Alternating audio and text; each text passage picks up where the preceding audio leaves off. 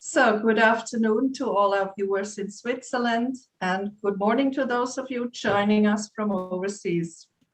In the name of the Latin American Chamber of Commerce, it is my great pleasure to welcome you to this webinar offered by our Chamber's patron Credit Suisse and entitled Smart Agriculture, a Lever to Solve Acute Challenges.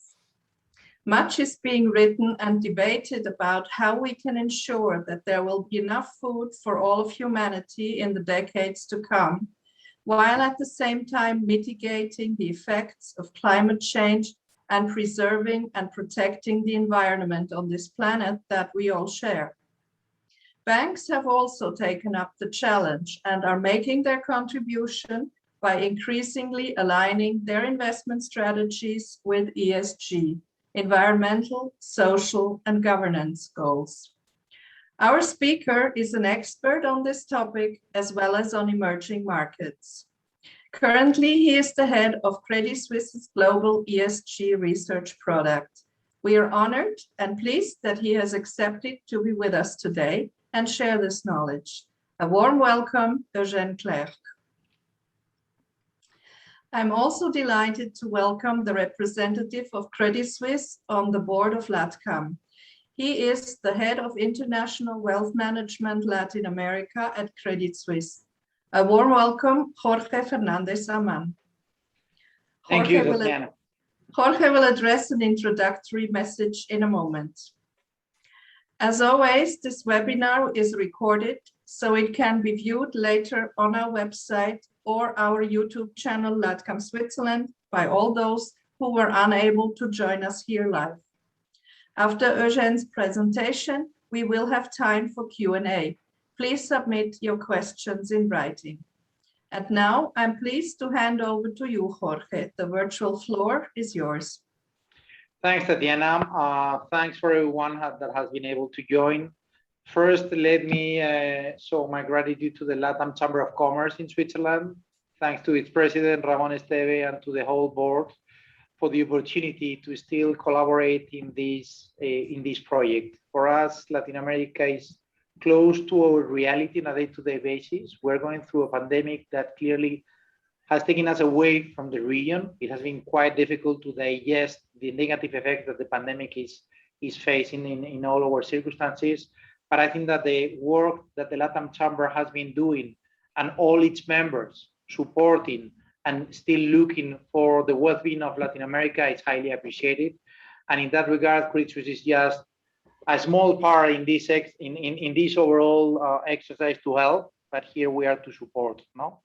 Just a few words about LATAM, Credit Suisse LATAM franchise, because I think it's important to remember that. No, probably we are the largest international bank with local presence in Latin America. We have presence through different business lines in Mexico, Chile, Colombia, Peru, Argentina, and Brazil.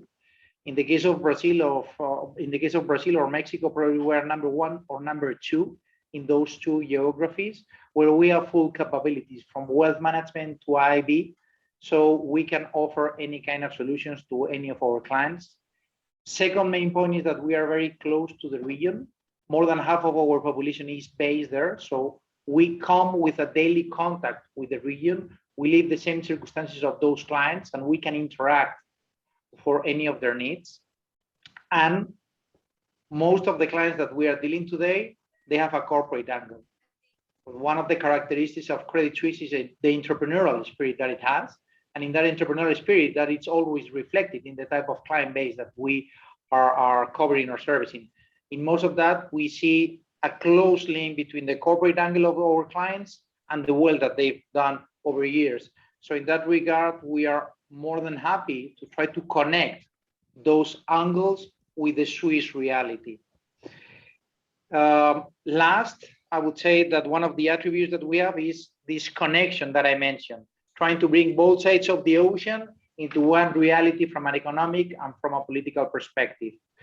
So in that regard, we are here to help any of the members at any of the requests that they may have. No? Last, sustainability. Sustainability is core to our strategy. We tend to say that sustainability is part of our DNA. It is true that we are modifying our DNA as we speak.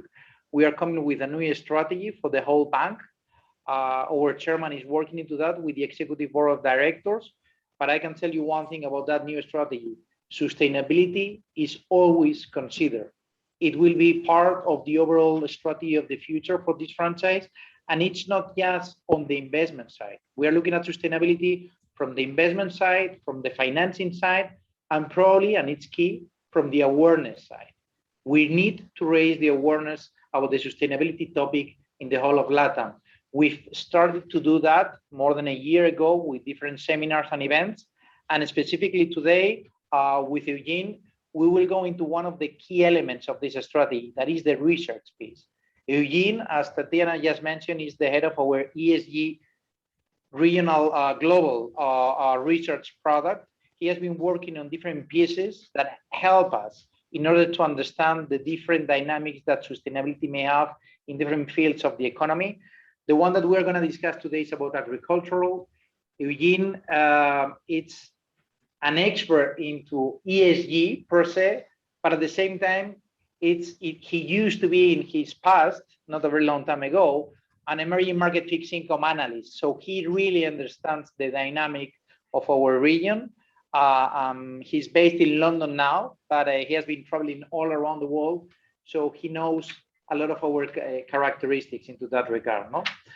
And I think this call is very timely, just because we just had the United Nations Food System Summit in September, and we have the COP26 in Glasgow the next month. So it's ideal, the timing into this. And with that, Eugène, we are here to listen and to learn. So it's all yours. Well, thank you very much indeed, Jorge, and thank you, Tatiana, for your introduction. And actually, you're right. I do have a history with Latin America. In fact, actually, my graduation was about Latin American Brady bonds. Before I started working for Corporate Finance Latin America, a department within ABN AMRO Bank at the time, which had a significant exposure, at least at the time, to Latin America. So I have very warm feelings for the region.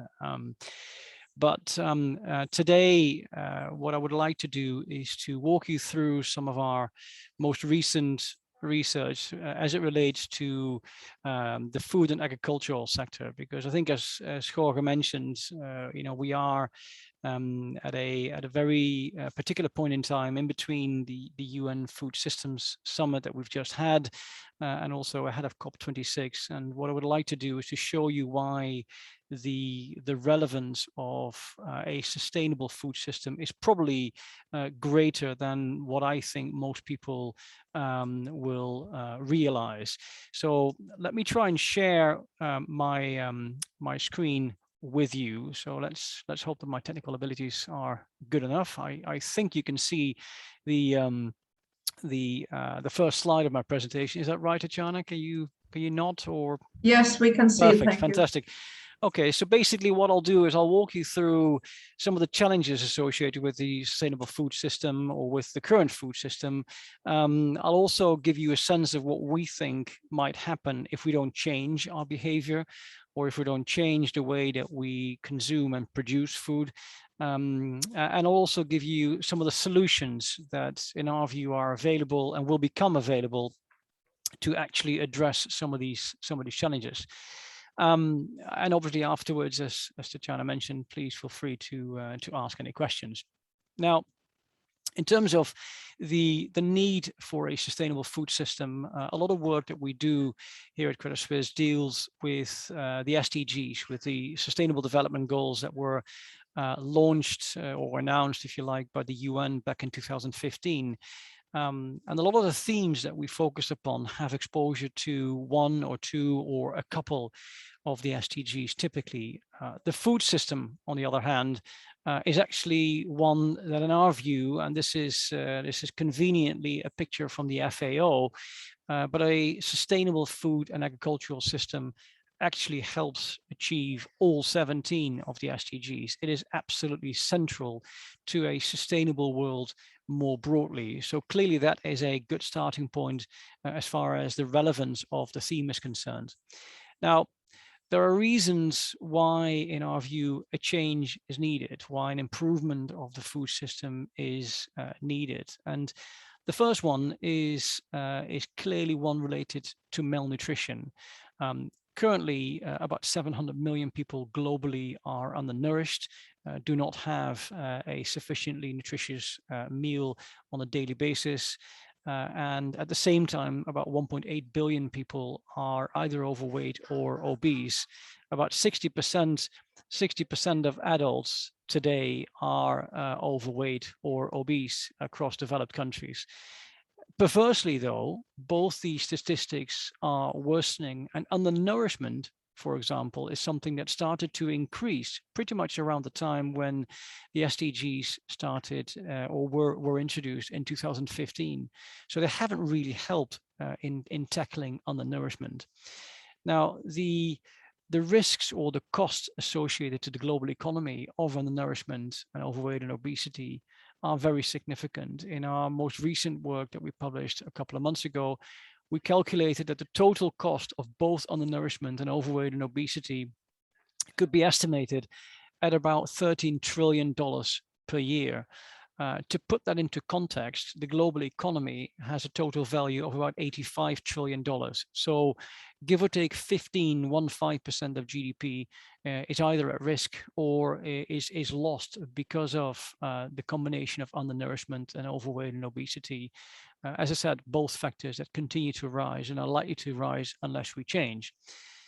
The second reason why the food system needs to change is because it actually is the elephant in the room as far as the climate agenda is concerned.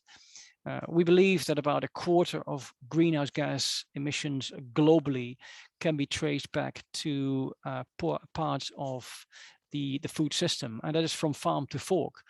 And so when we talk about COP26, when we talk about the energy transition, when we talk about solar, wind, hydrogen, energy storage, all those topics are highly relevant. But in my view, they pale into sort of insignificant almost compared to the need for the food system to improve in terms of its sustainability. Or to put it the other way around, if we do not change the sustainability of the current food system, there is no way that we will be able to achieve long-term climate change targets, given how relevant it is to greenhouse gas emissions currently. Now, it will probably come as not a surprise to you that when you look at the intensity, the environmental intensity of food products, what we eat matters significantly in terms of impacting the environment.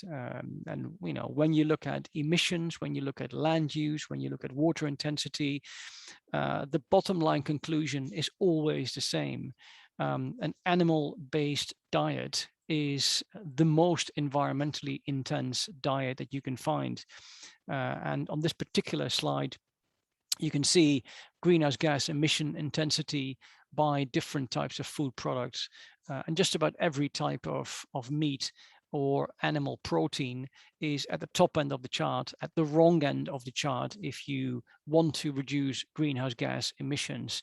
And that is something which is true for the world today, but arguably it is something that will become an even greater issue going forward. Because there are a few long-term trends to consider or factors to take into consideration. Because whilst today, as I've mentioned, 700 million people are undernourished, 1.8 billion people are overweight, the affordability of a healthy diet is an issue in and of its own right as well. 3 billion people globally cannot afford a healthy diet. Food price inflation has been running at very high levels. And certainly earlier in the year, they were running at levels never seen before, which basically reduces the affordability even further.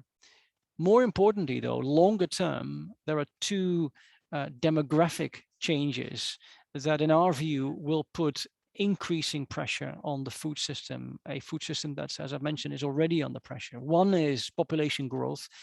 All the estimates still believe that the world's population will be about 10 billion by the middle of the century, up from sort of somewhere between 7.5 and 7.8 billion today. That is already significant, but an even greater challenge, in my view, for the global food system is the fact that the middle class across emerging countries continues to expand. And what the chart at the bottom of this page tries to tell you is that as incomes increase, people's dietary habits tend to change as well. And particularly what tends to happen is that the consumption of animal protein starts to rise. And as I've shown you before, the problem with that is that animal protein is highly environmentally intense, both from an emission perspective as well as from a land use perspective. Dietary patterns are also changing with income in relation to unhealthy food, and then the fact that people increasingly focus on highly processed food that has ingredients that are unhealthy to us. So the combination of animal protein and highly processed food is one that, from a health perspective, as well as from an environmental perspective, is very significant, and one that we should avoid at all cost. Because if we don't change, one can estimate what could happen to things like, for example, emissions or land use or water usage. What we show here on this particular slide is what could happen to emissions if we extrapolate, if we assume that incomes increase, if we believe that the total population globally continues to rise, and we take into consideration what we know about dietary habits by income from current countries, you can forecast the emission levels going forward. And what we've done is exactly that. And we basically estimate that total emissions, if nothing changes, but if populations increase to 10 billion and the emerging middle class continues to widen, emissions globally look set to rise by an additional 50%. I already mentioned that 25% of greenhouse gas emissions are food related. The world is looking for a net zero scenario by 2050. Well, if emissions from food accounting for 25% of greenhouse gas emissions will increase by 50%, then clearly the ability to go to a net zero world is virtually zero, or will be zero. And so therefore, again, there is a significant need to change. We've done similar calculations for land demand and water usage and arrived at exactly the same sort of calculations and increased intensity. So what are some of the solutions then? If health is already a challenge, if it's costing the economy a lot, and if it's set to become a bigger issue because of more people getting undernourished or obese, and if environmental pressures look set to rise from already too high levels, what are some of the solutions that might help us get to a more sustainable world? Well, first of all, and this is I guess conceptually speaking, the easiest of solutions, but in practical terms, probably one of the most difficult ones to achieve. And that relates to what we eat. We have to move away from an animal-based diet towards one that has a much bigger component of plant-based products within it. The chart bottom left on this particular page shows you average emission profiles of different types of diet, whether it's a current average diet consumed in the US versus a vegetarian, a vegan, or a flexitarian type diet. The good thing, I guess, is that in our research, looking at the various options that are available and the various diets that are available, one study that we believe was a landmark study in that it combined the health aspects of a changing diet with the environmental sort of solutions or implications that a change in diet brought about. The Lancet, the Eat Lancet diet that was launched in 2019 did exactly that. For the first time, we had a proper analysis looking at both these considerations. And what was interesting from that diet is that although the solution calls for a move towards a plant-based diet, the word towards is actually deliberately chosen by me, because what we do not advocate is that from an environmental perspective or from a health perspective, one needs to become a vegan. That is not actually needed if the world is to become more sustainable. And in fact, the Eat Lancet diet still has a meat component in it. But the reliance on animal protein that we have today is something that is certainly too high. There is another element that is a positive side effect from a move towards a plant-based diet, because not only does that mean that fewer animals are needed, and therefore that the water usage and emission generation associated with the use of animals reduces, but the additional side effect is that because animal usage requires a lot of land, we actually see the possibility for some of that land that will become available if we move away from an animal-based diet towards a plant-based diet to be used for reforestation. And what we show here on this particular slide is the amount of land that potentially becomes available for other alternative usage when we move from a base case, i.e. we don't change, and how much land do we need in 2050 to feed the world, to one where we incorporate the Eat Lancet diet, we incorporate additional technologies that have already been developed and in our view will be developed and will become available for consumers, things like vertical farming and alternative meat or alternative protein, and I'll talk about that in a second. But the bottom line is that the amount of land that will become available could potentially, at least in theory, be reforested, and actually based on our calculations, that potentially could lead to 80% of current anthropogenic emissions could be captured by those forests. Now, that is a theoretical exercise, and I wholeheartedly agree that from a practical standpoint, those numbers probably will be too high. The bottom line, though, is that reforestation, in our view, is something that needs to be put on the agenda much more prominently and needs to be put side to side with a change in diet, because a change in diet coupled with a reforestation program would actually probably be the easiest way for us to address climate change more broadly. One other aspect in relation to reforestation is the fact that when you look at the farmer, we've received some pushback from people saying, well, clearly if we move away from an animal-based diet, doesn't that put farmers at risk, farmers who currently are using animals? And what we've shown in some of our research that actually you can construct a program where governments sponsor farmers for reforestation. And when they do that using official carbon pricing, you can actually get to a farming business, a reforestation-based farming business that is worth more than what most typical farmers' businesses are worth today. A typical farmer today has a very low profitability, and particularly if you exclude subsidies. We believe that through reforestation, a much more profitable farming business can be achieved. That, however, does depend on the political will to support that, something that we haven't seen so far. And again, that's a lost opportunity in our view, something that should have been addressed in the UN Food Systems Summit recently, but also in the COP26 summit that we have in November in Glasgow.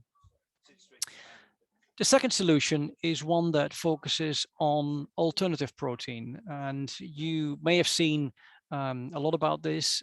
We believe that there is a very strong growth profile for the different sorts of alternative protein.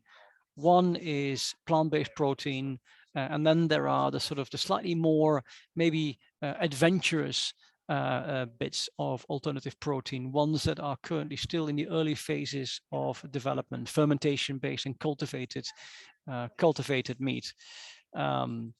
So if we dive into the development in the plant-based or alternative protein market, we can actually see significant growth opportunities.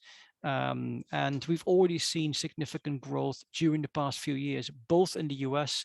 Plant-based food grew from less than $4 billion of revenue back in 2017 to more than $7 billion today.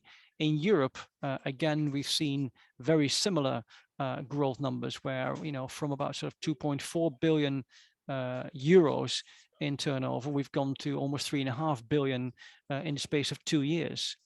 And the way that we look at this is that the opportunity set available to grow that market is highly significant. And even on today's numbers, the chart bottom right on this particular page shows you that countries like the US, like the Netherlands, where plant-based food per capita is significantly higher than what we see in other countries.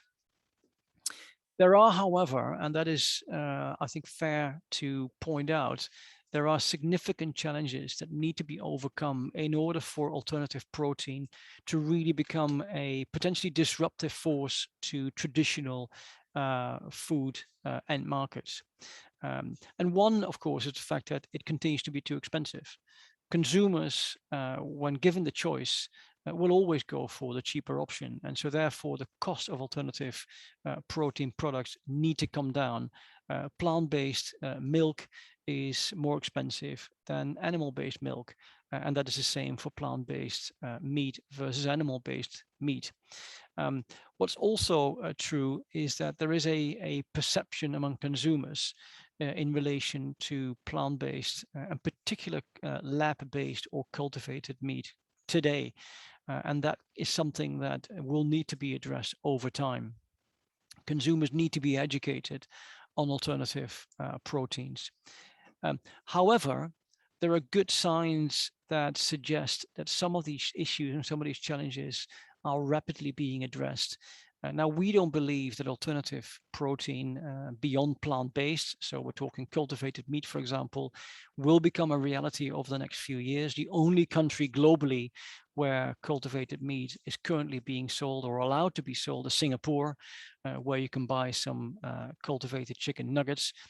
But we do see cost coming down really rapidly. In fact, since the launch of the first lab-grown burger in 2013, costs have come down by about 99%. So clearly reducing very rapidly, but still at a premium to traditional meat. And that is something that needs to be addressed. Regulation is another issue that needs to be addressed. As I've mentioned, Singapore is the only country where alternative or cultivated meat is allowed to be sold, nowhere else. On the consumer side, which clearly is highly significant, there are also surveys that suggest that actually the willingness of consumers to try at least cultivated meat is actually not insignificant, and is actually quite significant if you take out the consumers that say that they are not at all likely to try it at this point without cultivated meat having been sold in any of these markets. We find that the majority of consumers would likely try cultivated meat. And that's a very good starting point, because as I said, this cultivated meat isn't actually yet sold in the US, in the UK, or in any other country. So if it is going to be sold, and if marketing is being put in by these companies, then actually that is likely going to shift consumer perception further, in our view. And that would make the growth profile of cultivated alternative meat even better. Now, in terms of corporate engagement, what we've done in our research is looked at the various companies that are exposed to this. And what's interesting here is, and this is, sort of like a slide for your information slide almost. I'm not expecting you to read through all the individual companies, but the reason why we've put this up here is to give you a sense that there is a really large group of companies, most of them small companies, that are heavily involved and raising money to fund the expansion and the R&D into various areas of the alternative protein supply chain. And the good thing, I believe, is that there's a lot of money that are being put to work to support these companies, but there are also, and this is on this particular slide, there are also traditional food companies that are engaged with transitioning their business towards alternative food solutions. And actually, If you can see bottom right on this particular slide, the likes of JBS and BRF in Brazil have been active in buying into the plant-based and cell-based protein markets. So what we're finding is an increasing level of interest, not just from startups who are developing a completely new product, but obviously also increasingly by traditional food companies who realize that the need to make the food system more sustainable is real, and that therefore they, with their balance sheets, have the ability to participate in this. And at the very least, from a protective point of view, it is wise for them to develop this. And if they do, and when they do it, they would actually help longer term the food system in its entirety too. As I've mentioned, there is growth potential in alternative protein. Bottom right on this particular slide, if you believe that a quarter of the meat markets, meat market will go to alternative meat over the next few decades, then we believe that actually represents about $500 billion of turnover. And as I said, that assumes that 25% of meat will be going to plant-based, cultivated, fermentation-based meat. What is also relevant to realize is that the environmental footprint of cultivated meat is vastly superior to traditional meat. It is lab grown, and particularly if you use renewable energy to power these labs, then actually your environmental footprint, your emission footprint relative to traditional meat is about 80 to 90% lower than traditional protein. The number of companies, as I've mentioned, bottom left, is rapidly increasing in this space as well, and has grown more than fourfold during the last sort of 5 to 7 years. Total investments into alternative protein it has increased and reached total venture capital and private equity related investment reached more than $3 billion last year. Again, a multiple of just a year before. Two other solutions that in our view are key to make the food system more sustainable. One is smart agriculture, and this is really looking at the use of technology in its broader sense. So whether it is big data, whether it's AI, whether it's drones, whether it's robots, there's a lot of existing technologies that can be applied and are already applied within farming, particularly larger farming organizations, to increase the yield. Because at the end of the day, even if we move to a plant-based diet, and even if we move to the use of alternative protein, we still need to produce food using almost traditional farming technologies. However, with a growing population, the need to increase the yield on farm lands is obviously rising as well. And therefore, the use of technology here, precision watering, for example, is highly relevant. Vertical farming is an interesting one, and it's particularly relevant for urban areas. The world is urbanizing, not least in emerging countries, and with that is the pressure on supply chains. The more urbanized we can farm, the better it is. And vertical farming, and again, particularly if it's powered by renewable energy, is a highly promising smart ag solution in our view. The final solution, in the interest of time, that I would like to share with you is again probably a fairly obvious one, and it's the need to address food loss and food waste. The numbers here are quite staggering. Typically, a third of food is either lost or wasted. In other words, it's lost in the production process, on the farm, or in the sort of in the transportation side, or it's wasted in our homes, in restaurants, in hotels. Now, to put that into context, that means that more than $400 billion worth of food is lost or wasted on an annual basis. And if you then think about the emissions associated with food loss and food waste, if food loss and food waste were a country, then the emissions associated with the amount of food that's lost and wasted would make it the third biggest emitter in the world after China and the US. So addressing food loss and food waste would not only allow you to address for example, undernourishment by better supply chains, but particularly it would also help to address climate change. And again, that therefore the knife cuts both ways, if you like, if we do address food loss and food waste. Now, how do we do that?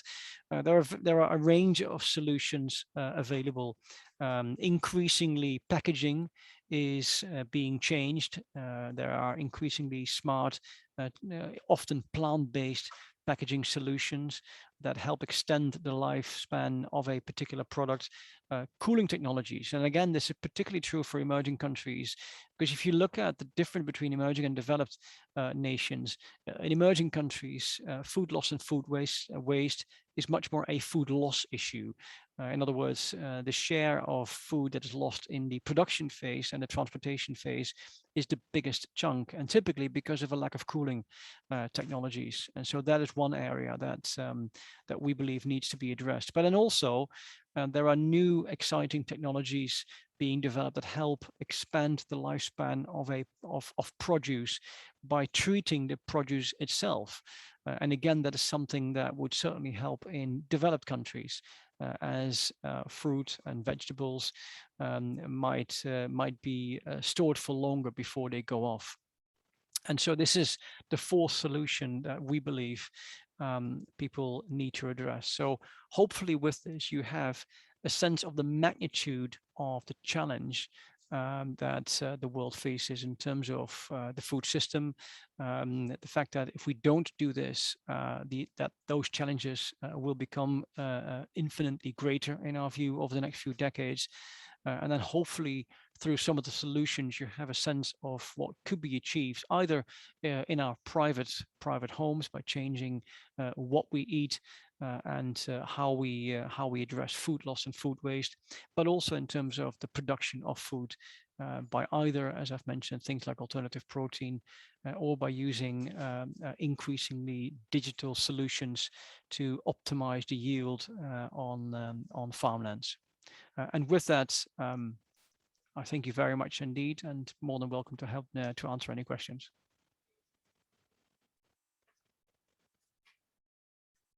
Well, we have a question from. I will look at the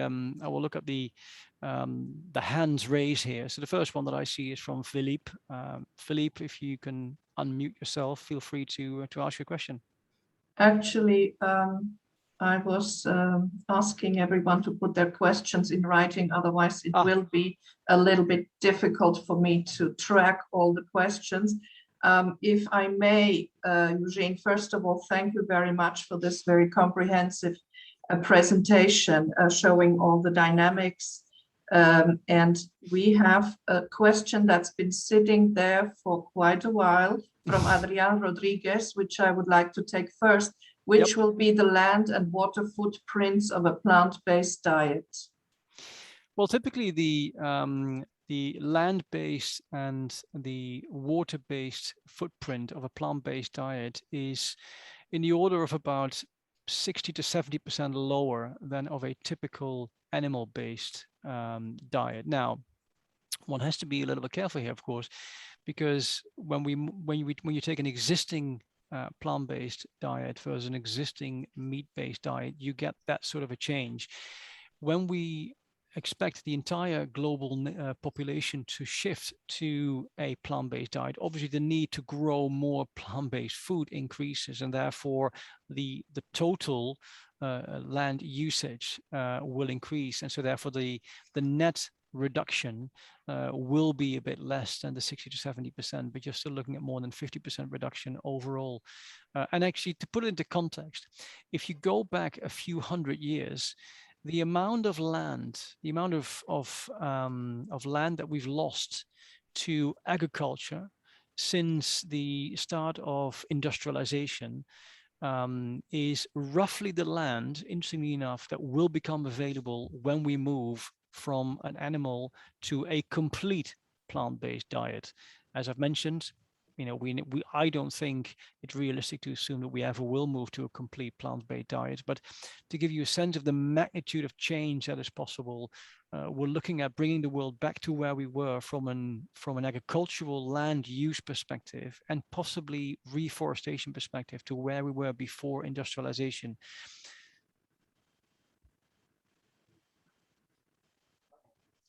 Thank you, Eugène. I have another question here from Linda Walker, our board member. Are there funds that Credit Suisse offers that address these issues? I think this is a question for Jorge. Yes, indeed. Sounds like it. Linda, we will not come with proper solutions, but we do have quite a broad-based solution based into the agricultural, the food, the nutrition. So we work a lot on the thematic investments, and within that, the ESG offering has been multiplied recently. So today we can come with clear solutions for these dedicated thematics that we do believe have a relevant investment content per se, and that is something that recently we've launched. So happy to take it offline to discuss those. There's actually a very similar question here. What are, I don't see from whom, but maybe it's anonymous. What are the plans of Credit Suisse to support the required change for more sustainable food system? Yeah, I mean, I think if I start, and then Jorge, please sort of add on. I think one of the key objectives for us, and also in my work, interestingly enough, actually, is to increase the level of work and analysis that we do in relation to the topic of sustainable food and agriculture. And I would probably take it slightly wider by also increasingly focusing on reforestation. So it's the entire supply chain of food and agriculture, and then what can be achieved to bring about a change in terms of, for example, biodiversity. And that is something that I'm asked to increasingly focus upon, and that the firm, as a result, will use that to try and help push the debate, be it with investors, be it with corporates, be it with government. I don't know, Jorge, whether there's anything you want to add. I mean, on that? I would add a couple of things that we are doing internally. So first one is on the financing side.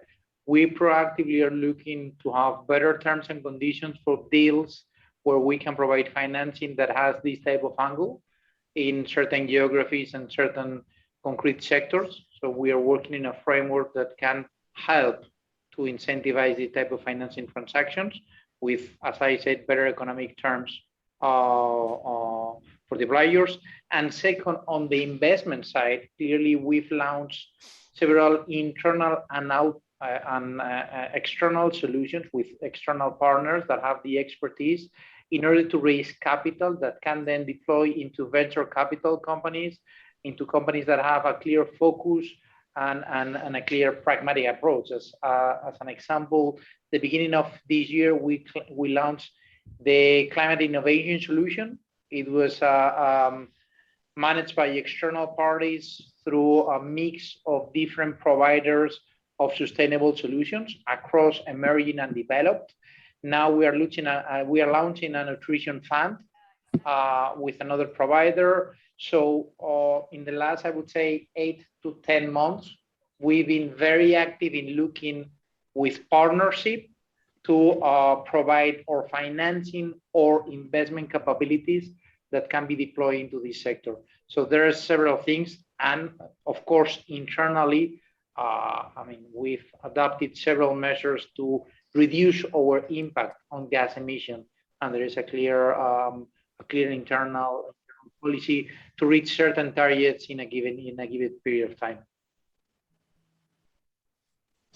Thank you, Jorge. I have another question from Jose Antonio Isambert, which is very similar, but then there's a twist. What sources of funding are there for supporting smart climate projects such as reforestation, carbon footprint, etc., at LATAM country level?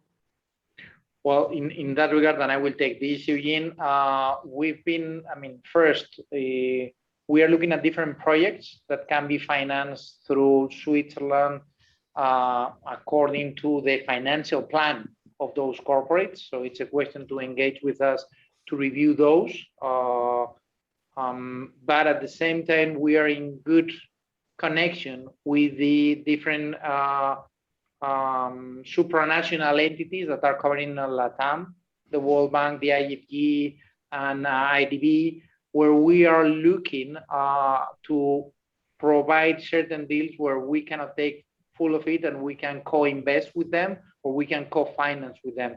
So I would say that it's easier to approach me or any Credit Suisse representative in order to look to the concrete example. We've been doing things in Central America, in Brazil, in Mexico, in Chile. So the geographies, I would say, that are very diverse in that regard. There is no concrete focus on a certain country per se. Then I have a question from Susanna Lauber first. Thanks for this very complete presentation. My question: help improving farming practices and living income of smallhold farmers, in my modest views, should be more put into our focus. This is highly relevant for our world food system, as they produce between 1/3 and half of food production. How would Credit Suisse address this? I think that I wholeheartedly agree. You know, there are about 1 billion people globally that are connected to farming, most of whom in small-scale farming, and the finances for these farmers is today very challenging, and that's probably putting it in a positive light. I totally agree that there needs to be much greater focus by governments on this, and one of the potential solutions that we see is for governments across developed countries to have a much greater focus on localizing production. You know, a lot of the agricultural production has been centralized, and it's almost like I wouldn't say a monopoly, but certainly an oligopolistic structure has emerged for quite a few products, which has been at the detriment of small-scale farmers. And if you want to create a more sustainable food system, then one of the elements within it has got to be much greater levels of support for small-scale farmers. Now, there are quite a few people who have talked about, for example, carbon emission subsidies or carbon subsidies. And one way that governments could do this is by actually reducing subsidies for the fossil fuel industry and redirecting them to sustainable production facilities, be it on energy, but increasingly, in my view, particularly with a focus on farming. As I said, farming accounts ultimately for up to 1/4 of greenhouse gas emissions. So making localized farmers more sustainable, having them produce more for their own community, reduces the need for transport, reduces the emission levels. So it is absolutely critical that that is put on the agenda. But again, slightly unfortunate, and as my sort of cynicism comes in, if you look at what politicians are saying, they're not really addressing any of these issues, and that is perverse, or at the very least, highly unfortunate.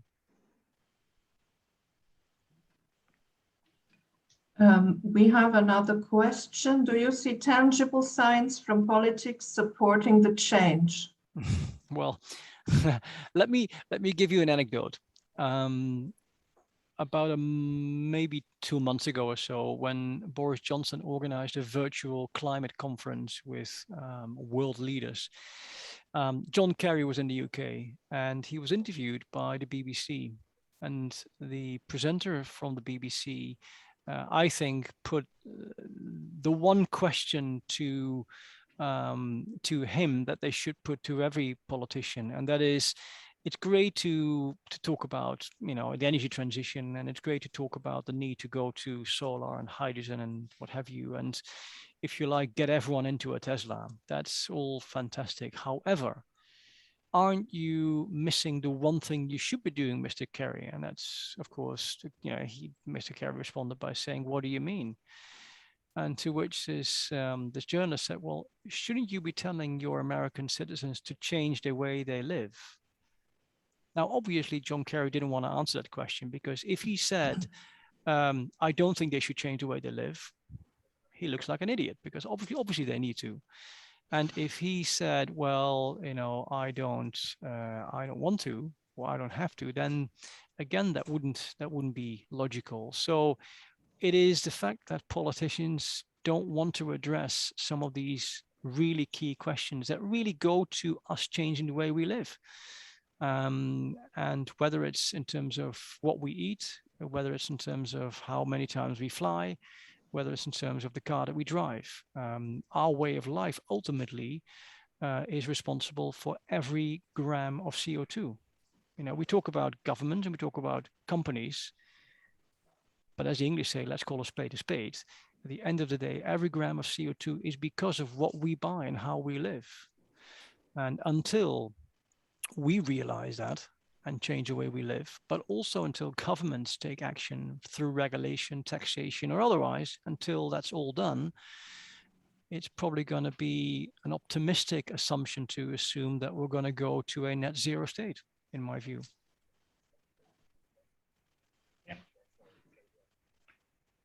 Thank you, Eugène. I have another one from Adrian Rodriguez. A comment: natural grasslands need herbivory to maintain their biodiversity and many ecosystem services. The grassland areas southern South America were and are some of the most productive natural grassland biomes in the world. You cannot look at complex systems from the sole point of view of the GHG balance. That is a comment, not a question. Would you like to react to it?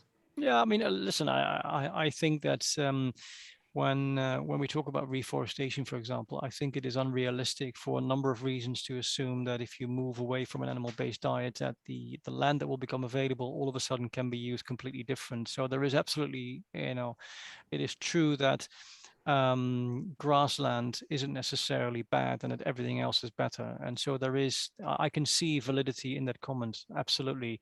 However, the key point to make is that if you look at the forest lands that exist, or the land that is not used for agriculture today, and you compare it to, let's say, 200 years ago, it is undeniably true that the amount of forests that exist today through deforestation for all sorts of reasons has shrunk significantly.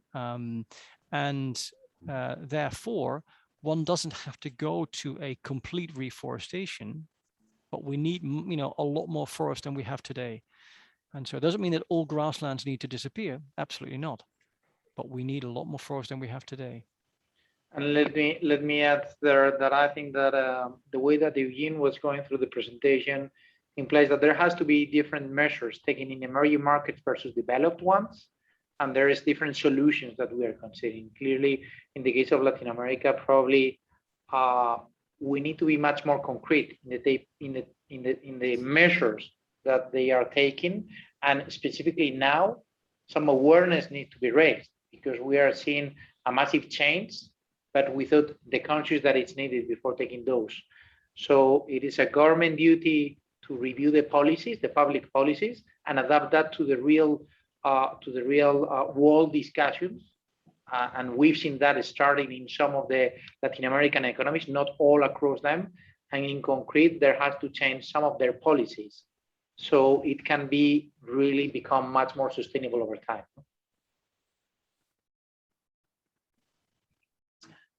We have just a few other questions in the chat. To what degree do you see Latin American investors proactively requesting that these sustainable factors be implemented or reflected in their investment portfolios? I mean, I will. yeah, so I Go mean, ahead. I was about to say I will go from with the statistics. from an ESG perspective, the one observation I would make is that since we started focusing on our sort of thematic ESG work in earnest, we've had a lot more interaction, and I've presented a lot more to Latin American-based investors than I would have expected. In fact, I would probably go as far as say that the level of interest and engagement with Latin American investors has been greater than with, for example, investors in Asia.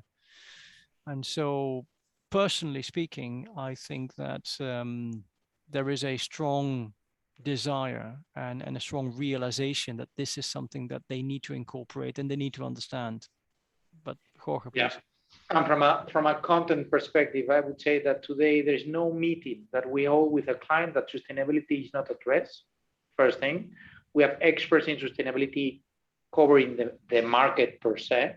So it's not just a fancy investment thematic into that regard. We've seen a massive jump into the sales sustainable solutions per se. So today we have increased by more than double the exposure that we have to these type of solutions. It is true that what we are missing today, and that is the next step that we'll need to take in the following years, is the local bias of those sustainable solutions. Today, we are addressing this on a global scale. So we're coming with, as I said, climate, agricultural, food chain, or any other thematic. But if we are doing it at a global scale, next step should be to do it in a local scale. But I can tell you, the amount of the proactive approach that we've seen from any type of client in the region, it has surpassed our expectations in that regard. Thank you. And I see there's one more question that I overlooked. What about a kind of venture capital for startup companies? We've participated with some of them through the different vehicles that we set up. So Credit Suisse is sponsoring a central vehicle where we have a mix of different fund of funds that are dealing with those through us. So happily to connect that individual to these fund managers that are the ones that we are picking up. We do not claim to be the experts in all these thematics. So what we are doing is look for different providers of the solutions. So they are the ones that are running those for our clients. So I'm happy to do those introductions. Well, thank you, Jorge. In case someone feels their question has not been answered, or they have all of a sudden another one, you can also write to me and I'll be happy to direct the question to Jorge. Now, our board member, Carlos Represas, has still his hand risen. I will give you the microphone, Carlos, if you would like to say something very briefly, please, because we're out of time. Yes, thank you. Thank you very much, Tatiana. And first of all, Eugene, I found very, very interesting your presentation, very complete, as a matter of fact. I just found missing that in your chart where you point out the companies working on these plant-based proteins, you did not mention the only major Swiss company that is working on that, which is Nestle. And I found that missing in your chart, since Nestle is as Swiss as Credit Suisse is. But the point that I would like to make is that I found missing in this overall approach to this change in consumption habits that we require on the global scale, I found missing the educational aspect. And certainly I think that we have to involve, looking into the future more, the UNESCO on how can we establish on the educational programs throughout the world with the children this direction for their eating habits, which have to be sustainable. We cannot underestimate the importance of children in the eating habits at home. In many, many countries, and I come from the part of the developing world, you find the children coming home and saying to mother, you should not give me this because this is not good for this or that reason. So I think that we have to invest much more on the children and don't think that we're going to change much the habits of the adults. I think that this is going to take a lot of time, and I think that we have to work on transitioning these eating habits and this mentality that you are referring to. As a matter of fact, part of the big problem, as you pointed out correctly, is the growth in the population of the world. And this is another dimension that has to do with education. Only by educating children is that we will be able to come to a more manageable growth in the world. I hope that we're not going to get to the 10 billion that you were referring to, that we will stay more close to the 9 billion. But in fact, those of us that were born in the late 40s, we have seen throughout our life the world population tripling. And this is something that never in mankind happened and will never happen again.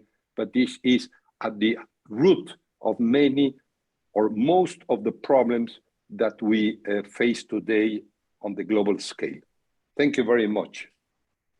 I mean, if I just sort of pick up on that, I mean, I again wholeheartedly agree, and this is sort of in line with, you know, there are certain areas which you know, we obviously touched upon in our research, such as, you know, small scale farms, but also education. You're absolutely correct that a lot of this has to do with education, and the good thing in a way is that one can be optimistic in a sense. You know, you could look at this from a glass half full perspective, in the sense that if you think about alternative milk in the US, you know, companies such as Oatly, alternative plant-based milk is about 15 to 20% of the overall milk market, and that is typically driven by younger consumers. And at the end of the day, when you're in a household, the last thing you want is 3 different types of milk in your fridge.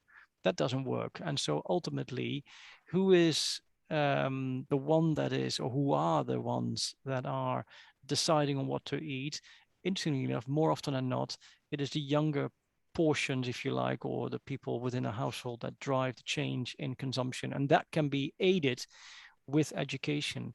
I would, however, say that there is one key aspect, and that relates to affordability. As long as going to McDonald's and spending £1 to get you a burger and fries and a free bus ticket, as long as that costs you $1 and you spend, I don't know, $2, $3 or more for a healthy diet, as long as that's the case, I think you're fighting an uphill struggle. And so education, absolutely, I wholeheartedly agree. However, healthy food needs to become, relatively speaking, and in absolute terms, more affordable. And this, interestingly enough, is where the small scale farmer comes into the picture. And so this needs a holistic approach. The problem, however, is, and this is where my cynicism comes in, the problem is that in order for this holistic approach to work, you need political leadership. And that's exactly the thing that's lacking at the moment, pretty much anywhere in the world, to be honest. Thank you, Eugene. And we have come to the last question from anonymous viewer. The GHG emission intensity, e.g. of beef production, differs greatly by region. To what extent do you see opportunities to close the emission intensity gaps across regions, and how? Yeah, I think technology plays a big role. The ability for technology to be used and sort of exported, if you like, globally, is something that you know, it all seems to be related.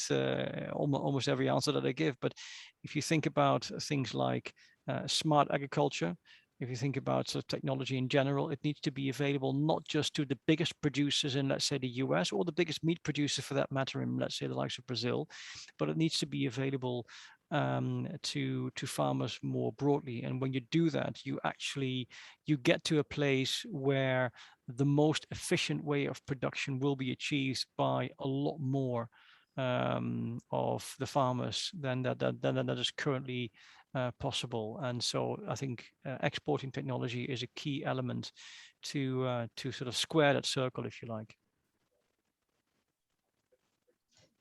Thank you, Eugène. It looks like we have reached the end of this webinar. However, I think we're certainly not done talking about this vital and life-changing subject and all its ramifications. I'm convinced that the more such research and scientific input is shared, the more careful and reflected we will become when deciding about our diet, our shopping habits, or our investments. And it really is at the level of small children that the biggest impact can be made. It really is the contribution of each and every individual and organization to the ESG that will bring about the much needed turnaround. I want to thank you, Eugène, for sharing these precious and detailed insights and giving us a lot to think about. And thank you also, Jorge Fernández Amann, for the initiative to hold this webinar and for your year-round support as a patron of our chamber. Dear viewers, I'm thrilled that you joined us today and hope that you were able to appreciate. I will post the slide presentation and recording shortly. Please do not hesitate to share it and raise awareness about it in your communities. I trust that we will see each other again before long. Till then, all the best, keep safe, and goodbye. Bye-bye. Bye. Thank you.